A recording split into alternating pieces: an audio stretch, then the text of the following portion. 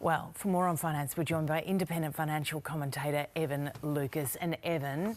Well done on that tongue twister. Yeah, no, that was well done. Well, I don't know that it was well done, but anyway, I'll practice later. It's a pass. Maybe with a glass of wine. Yeah. Much later. Much later. Let's talk Olympics. Yes, please. Because, something different. Yeah, well, you know, it was fascinating to see this story coming out of Queensland with Mike Kaiser talking about the redevelopment cost, because you cannot talk about Olympics without talking about money.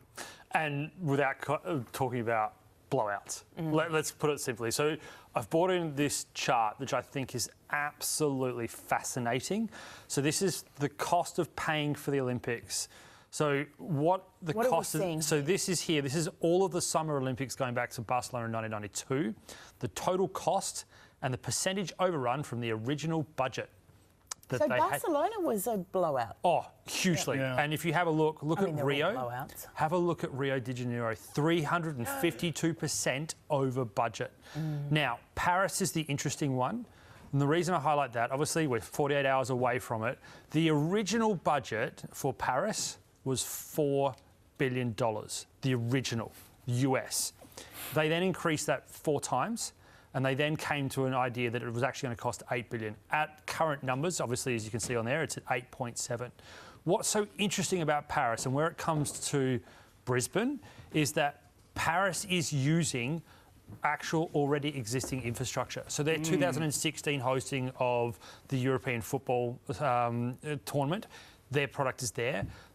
Paris is not the only city hosting. So Nice, Lyon, Marseille, Bordeaux will also have events instead of it all being hosted in Paris. But still, they are 115% over budget. Brisbane, so let's talk about that. Brisbane's the first city since Los Angeles in 1984 to not have to actually compete for the bid. So part of the discussion is about how does the IOC reform its current bidding scenario? Because clearly the pressure is around how much it costs. So they talked about Tokyo. Tokyo paid $120 million just to get the bid up, let alone then the cost of actually hosting it. So this is all part of that discussion, because what I haven't been able to get a good chart on is the economic benefit. It's there, but what all of the data suggests is that it never recoups the cost. It's fascinating because I've always liked the idea of having like 5 spots in different time zones and just cycle through every 20 years. Yep. But even using existing infrastructure, it doesn't really solve the problem. I mean, one of the biggest talks out there around the Olympics is suggesting that actually we should choose one city and that's it. Athens. Permanently. Correct, right? So have that one city, the infrastructure's permanently built, every Olympic committee around the world puts some form of money into it, and it's done there. The catch with it is that you would then get, you know... corruption. Well, that... Sorry, there'd be just so much. But it's also the television rights, right? So if you put it into Athens, particularly North America would scream blue murder, because the timing of it is terrible for their viewership. They are the biggest players. China's the other biggest player in this in terms of TV rights. That's massive in the Chinese sort of, psyche.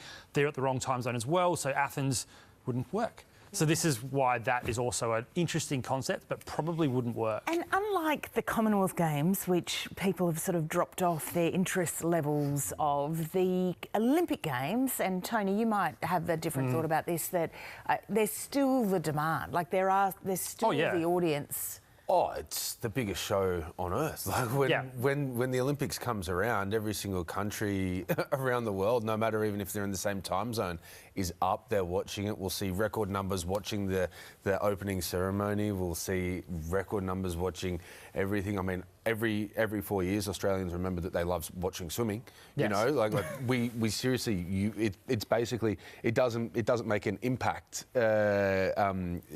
for a raft of reasons, and then bang, Olympics come around, all of a sudden everyone's talking about. And you're right, you talk about, you look at all of the worlds, they don't get anything with that kind of viewership. Because the one to watch here from my world, Nike. And the reason I highlight Nike... Oh yeah, they do a big campaign. They do huge campaigns. Nike has also done some really large sponsorship this time around. Nike's down 30% this year because they've actually had some really bad deals. And the apparel uptake of their products so far has been below expectations. So particularly for Team USA material, it's not at the same level. But you're right, the question will come after the Olympics, Tony, is what those apparel sales are. Because Nike has actually been savage this year but we know it will be the most watched Olympics. It is clear with regards to the money spent. So that's the other way to gauge it, is to watch a player like Nike after the Olympics. Wow, fascinating. Hey, thanks for going through Cheers, the guys. numbers with us, Evan. Yeah.